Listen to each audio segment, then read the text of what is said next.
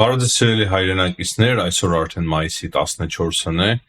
եւ այս հաղորդման մեջ արդեն մենք ունենք կարևոր հարցեր քննարկելու, որոնք որ վերաբերվում են Հայաստանին, բայց ոչ միայն Հայաստանին, այլ նաեւ միջազգային կարևոր հարցեր ենք քննարկելու, ինչպես միշտ եւ քննարկում ենք ձեզ հետ միասին, բայց քանի որ Հայաստանից կա սկսելու եւ կարևոր հարցեր կան քննարկելու, միանգամից սկսում ենք Հայաստանից, ուղղակի արագ հիշեցնեմ լայքերի մասին, սիրելի հայրենակիցներ։ Եվ սկսենք Հայաստանի անվտանգության խորհրդի քարտուղար Արմեն Գրիգորյանի այցից Հնդկաստան։ Հնդկաստանում նա հանդիպել է վարչապետի ազգային անվտանգության հարցերով խորհրդական Աջիտ Դովալի հետ եւ հիմնականում քննարկման առանցքային թեման եղել են Հայաստանի եւ Հնդկաստանի միջև հարաբերությունները, առևտրատնտեսական կապերի խորացումը, ինչպես նաեւ անվտանգության ասպարեզում համագործակցության խորացումը։ Արմեն Գրիգորյանի խնդրանքով Աջիտ Դովալը ներկայացրել է, թե ինչ է տեղի ունենում Հնդկաստանի եւ Պակիստանի միջև ներկա իրավիճակը, դրանից բացի Արմեն Գրիգորյանն էլ ծանոթացրել է, թե ինչ իրավիճակի հիմա գտնվում խաղաղության գործընթացը Հայաստանի եւ Ադրբեջանի միջև, նաեւ քննարկել են միջազգային կարևոր հարցեր։ Բնականաբար սա ուղղակի մամլո հաղորդագրություն է, այսինքն այդ մամլո հաղորդագրության մեջ մենք չենք կարող տեսնել այն բոլոր հարցերը, որոնք որ քննարկվել են Հայաստանի եւ Հնդկաստանի միջև, բայց մենք հասկանում ենք, որ չափազանց կարևոր այց է այս այցը եւ շատ լավ է, որ հենց հիմա է կայանում այդ այցը Հնդկաստան։ Դա հստակ աջակցություն է Հնդկաստանին Հայաստանի կողմից եւ միանշանակ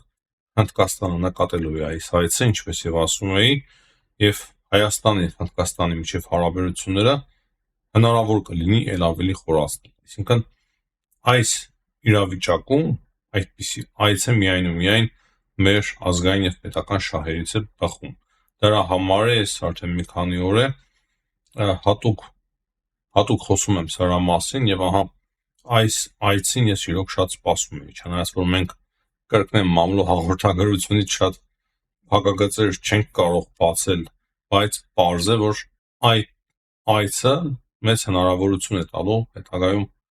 համագործակցությունը խորացնելու համար։ Մեկ կարևոր հաղորդագրություն եւս Հայաստանի Հանրապետության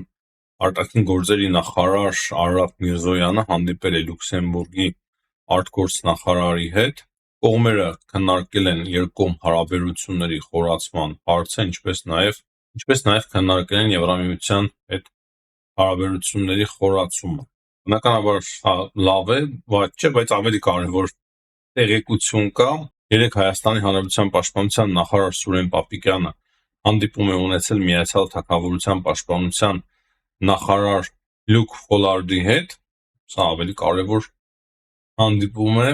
քանի որ հիմնական հարցը եղել է, թե ինչպես կարելի է խորացնել հարաբերությունները ռազմական ոլորտում Մեծ Բրիտանիայի եւ Հայաստանի միջև։ Հիմնական ոլորտների զարգացմանն է եղել ուղղված այդ քննարկումը, ապագայում նոր հեռանկարները, թե ինչպես կարելի է զարգացնել երկկողմ հարաբերությունները պաշտպանական ոլորտներում եւ կողմերը պայմանավորվել են նոր թափ հաղորդել ռազմական համագործակցությանը երկու երկրների միջև եւ որպես սկզբնական կարևոր քայլ ռազմական կցորդներ են նշանակվելու դեսպանատներում, ինչպես նաեւ պաշտպանության նախարարները քննարկել են տարածաշրջանային եւ միջազգային անվտանգությանը վերաբերող հարցեր։ Ահա այս հանդիպումը չափազանց կարևոր է եւ Մեծ Բրիտանիայի հետ Հայաստանի կապերի խորացումը միանշանակ շատ կարևոր է մեզ համար ռազմական ոլորտում հատկապես, եւ սա իրոք շատ կարևոր լավ լուր է, դրա համար ես հատուկ առանձնացրի եւ մեր վերնագրում էլ հենց դա եմ դրել, քանի որ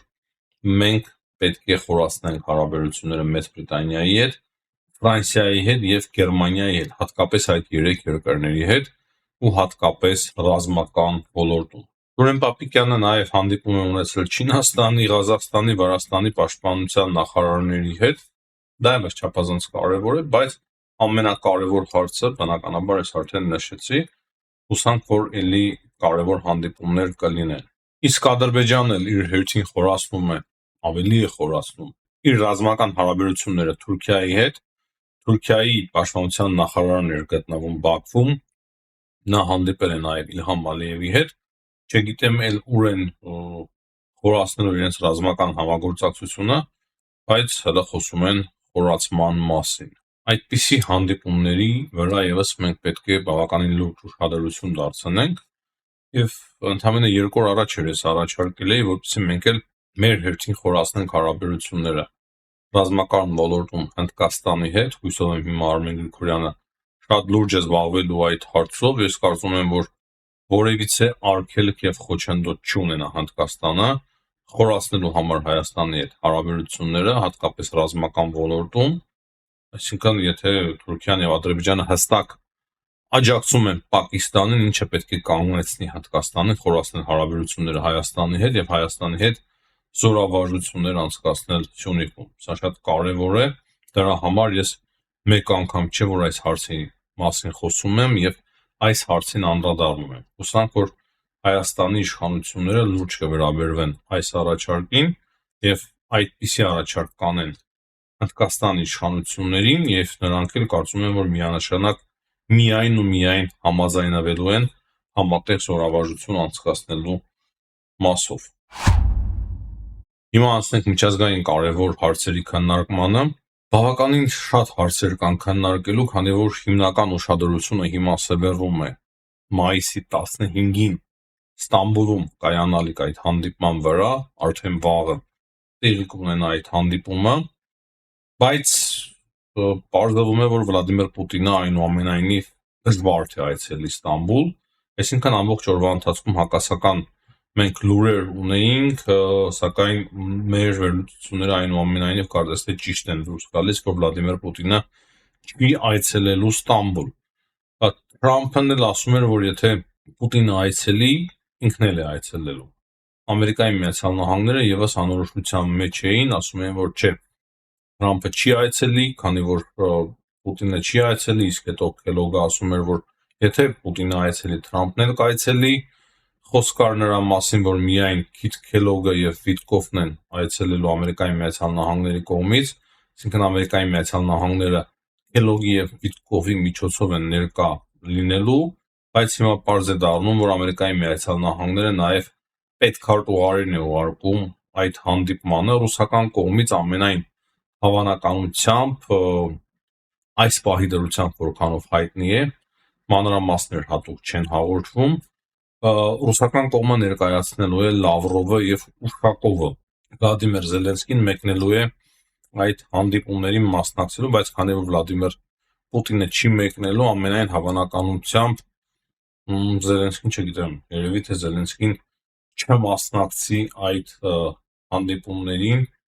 այդ բանակցություններին։ Այսինքն ընդհանուր առմամբ իմաստազրկվում է Զելենսկիի մասնակցությունը երևի թե, բայց դեռ երեք Պեսկովը ոչ հաստատում էր, ոչ էլ հերքում էր Վլադիմիր Պուտինի մասնակցությունը։ Մենք կարևոր տեղեկություն ուղղակի բաց թողեր, որ Հայաստանին վերաբերող հարցերը քննարկում էինք, սա մասամբ վերաբերվում է նաև Հայաստանին, այսինքն կարելի է ասել, որ վերաբերվում է Մեծ Բրիտանիան պատժամիջոցների տակ է վերցրել ադրբեջանական տանկերը, որի անունը Զանգեզուր է, շատ կարևոր տեղեկություն է կարծում եմ, քանի որ այդ տանկերը նաև կապված էր ռուսական ընկերությունների հետ եւ Ռուսաստանին օգնում էր շրջանցել պատժամիջոցներ։ Եվ երեք հետաքրքիր կարևոր հայտարարություններ է արել Վլադիմիր Պուտինը, հաստատին մենք ճիշտ ենք նկատել, որ ինչ-որ ակնարկներով է խոսում Վլադիմիր Պուտինը աշխարհի հետ, նա ասում է, որ վախենալ նոր պատժամիջոցներից պետք չի, բայց նույն ժամանակ պետք է պատրաստ լինել ամեն ինչի։ Դրանից բացի նա ասում է, որ ի տարբերություն Ռուսաստանի զորակոչը այլ ձևերով է ընթանում Ուկրաինայում բռնում են, ուղարկում են ռազմի դաշտ, ինչը Ռուսաստանում այդպես չէ։ Այսինքն այստեղ եւս կարծում եմ կարևոր ակնարկներ կա, որ մենք էլ կարող ենք բռնել, բոլորին ուղարկել ռազմի դաշտ, բայց հիմա կամավորականներն են գնում հիմնականում նրա խոսքերով 50-60 հազար մարդ։ Ու եթե Վլադիմիր Պուտինը խոսում է այն մասին, որ նոր պատժամիջոցներից վախենալ պետք չէ եւ պետք է պատրաստ լինել ամեն ինչի, դա հստակ մեկ բան է նշանակում, որ Վլադիմիր Պուտինը արդեն որոշում է կայացրել, որ ոչ մի հրադադար չի լինելու Ուկրաինայի շուրջ, այլ ուղղակի իրավիճակը ավելի է սրվելու։ Իսկ Ամերիկայի Միացյալ Նահանգները հստակ ասում են, որ կարող է Ամերիկայի Միացյալ Նահանգները այնպիսի պատժամիջոցներ մտցնեն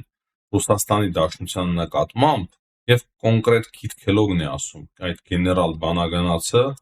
որ Դոնալդ Թրամփը բավականին լուրջ ձևով վստահում է, Քիթ Քելոգի խոսքերով կարող է այնպիսի լուրջ պատժամիջոցներ մտցվեն Ռուսաստանի նկատմամբ, որ Ռուսաստանը մինչև հիմա այդպիսի լուրջ պատժամիջոցներ տեսած չլիներ, այսինքն շատ լուրջ պատժամիջոցներ են մտցվելու, եթե Ռուսաստանը չհամաձայնվի խաղաղության։ Նրանից բացի Քելոգը ասում է, որ Ամերիկայի Միացյալ Նահանգները քննարկում են Ֆրանսիայի, Գերմանիայի, Մեծ Բրիտանիայի եւ Լեհաստանի ուժերի տեղակայումը Ուկրաինա։ Այնուամենայնիվ Ամերիկայի Միացյալ Նահանգները չեն հրաժարվել այդ գաղափարից եւ դա եւս շատ հետաքրքիր է։ Եվրամիության կողմից Կայա Կալասն է արդեն արձագանքել նրան, որ Վլադիմիր Պուտինը ամենայն հավանականությամբ չի լինելու այդ բանակցություններին։ Նա ասել է, որ Պուտինը ուղղակի չի կարող համարձակվել հանդիպել Զելենսկիի հետ։ Եվ այդպես էլ կա, իրոք այս մասով ես համաձայն եմ նրա հետ, որ Պուտինը չի կարող համարձակվել հանդիպել Զելենսկիի հետ։ Եվ վերջում անդրադառնանք նրան, թե ինչ է տեղի ունենում Մերձավոր Արևելքում։ Մերձավոր Արևելքում եւ շատ կարևոր process-ներ են տեղի ունենում։ Պետք է նշել, որ Իսրայելը նոր պատերազմ է սկսում, բավականին մեծ եւ լուրջ պատերազմ Համաս համբավորման դեմ, եւ Նետանյահուն ասում է, որ մոտակա օրերի ընթացքում մասշտաբային լուրջ ռազմական գործողություններ կսկսվեն ընդդեմ Համասի, որպեսզի վերջ տնեն Համաս տերորիստական խմբավորման։ Ես նաեւ մոռացա ասելու, որ մոտակա օրերի ընթացքում նոր Հռոմի Պապ Լևոն IV-ը այցելելու է Ուկրաինա։ Նա հիշեցնեմ, որ Հռոմի Պապ Ֆրանցիսկոսը չէր այցելում Ուկրաինա, եւ այս Պապը բավականին հետաքրքիր մոտեցում ունի նաեւ ռուս-ուկրաինական պատերազմի մասով։ Նա ամենաառաջինը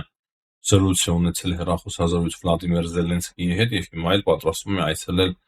Ուկրաինա։ Եթե կաթոլիկ եկեղեցին եւ ընդհանրապես Հռոմի Պապերը սկսում են զբաղվել շատ ակտիվ քաղաքականությամբ, դա բավականին լուրջ մեծ ազդեցություն է սկսում ունենալ ամբողջ աշխարհի վրա եւ ամենայն հավանականությամբ արդեն երևում է, որ այս նորընտիր Հռոմի Պապը շատ ակտիվ զբաղվելու է քաղաքականությամբ, ինչը եւս Ուկրաինային միայն նոր հնարավորություններ է տալու։ Ինչպես գիտեք, Դոնալդ Թրամփը գտնվում է հիմա Մերձավոր Արևելքում եւ Սաուդյան Արաբիայում շատ կարեւոր հայտարարություններ է արել Դոնալդ Թրամփը, որոնց վրա ուզում են ձեր ուշադրությունը սևեռել։ Չինաստանի մասով փաստացի ասում է, որ ամեն ինչ նորմալ է, տնտեսական հարաբերությունները վերականգնվում են, խորացվում են, ու կան միայն աճ է գրանցելու։ Ինչ վերաբերվում է Մերձավոր Արևելքին, նա ասում է, որ ցանկանում է, որ Մերձավոր Արևելքը հայտնի լինի իր առևտրով եւ ոչ թե քաոսով, իր նորարարական տեխնոլոգիաներով եւ ոչ թե կանգնեցնի այդ պրոգրեսը։ Նա նաեւ ասում է, որ ինքը երազում է, որ Սաուդյան Արաբիան միանա Աբրահամի ծրագրին։ Թրամփը նաեւ խոսել է Իրանից։ Թրամփի խոսքերով ամենակործանարար ուժը Մերձավոր Արևելքում դա Իրանն է, բայց ինքը ցանկանում է, որպեսզի վերջ դնի այդ նախորդ խնդիրներին, որոնք որ կային Իրանի հետ կոնֆլիկտային իրավիճակին, եւ ասում է, որ իմ առաջարկը Իրանին չի լինելու հավեր, թե ինչ առաջարկել Դոնալդ Թրամփը Իրանին չգիտեմ, բայց ասում է, որ եթե Իրանը դուրս գա բանակցություններից, ինքը այնպես է անելու, որ ոչ ոք Իրանից նավթ ձեռք չբերի եւ այդ երկիրը աղքատության մեջ ուղղակի կործանվի։ Բայց նույն ժամանակ կարծես թե ինչ որ պատերազմական սպառնալիք չկար այդ հայտարարության մեջ։ Մնացածի մասին կարծում եմ այդքան էլ կարևոր չէ, բայց մուտիների մասով ասում է, որ 1100 հարված են հասցրել իրենք մուտիների դիրքերին, Լիբանանին է անդրադարձել, ասելով, որ Լիբանանը գտնվում է Հեզբոլլահ շարժման գերության մեջ։ Դրանից բացի նա ասում է, որ պետքարտուղար Մարկո Ռուբիոն հանդիպելու է Սիրիայի իշխանություններին հետ եւ ինքը անելու է պատժամիջոցները Սիրիայի վրայից։ Այսինքն հիմնական հայտարարությունները վերաբերվում էին Մերձավոր Արևելքին այդ այցի ընթացքում եւ ընդհանուր առմամբ Թրամփը Այդ հայտարարություններից երևում է, որ չի ցանկանում, որպեսզի կոնֆլիկտներ լինեն Մերձավոր Արևելքում, պատերազմ լինի Մերձավոր Արևելքում, նույնիսկ Իրանի մասով, ճիշտ է, սուր հայտարարություններ էր անում, բայց նույն ժամանակ կարծես թե չէր խոսում, որ նոր պատերազմ կարող է սկսվի ընդդեմ Իրանի։ Դա չափազանց կարևոր է մեզ համար։ Այս պայմանությամբ այսքանը, սիրելի հայրենակիցներ, հիշեցնեմ կրկին լայքերի համար, բաժանորդագրվեք, եթե չեք բաժանորդագրվել մեր ալիքին, դա առաջին հերթին ձեզ համար է կարևոր, որպեսզի դուք բաց չթողնեք մեր եթերները, եթե իհարկե դնեք նաև զանգակը, մեկ-մեկ նաև բաժանորդագրված մեր հետևորդները չեն կարող գտնել մեզ, այդ մասին եւս լսել եմ, անպայման նման դեպքերում պետք է մտնեք մեր YouTube-յան ալիքի էջի վրա եւ տեսնեք, թե նոր տեսանյութ ավելացրել ենք, թե ոչ։ Դրա համար է կարևոր զանգակը։ Հիմնականում, երբ որ զանգակը դնում ես, անպայման ինքը տեղեկացնում է, որ մենք պատրաստել ենք նոր հաղորդում։ Այս պայմանությամբ այսքանը, հաջողություն, կհանդիպենք։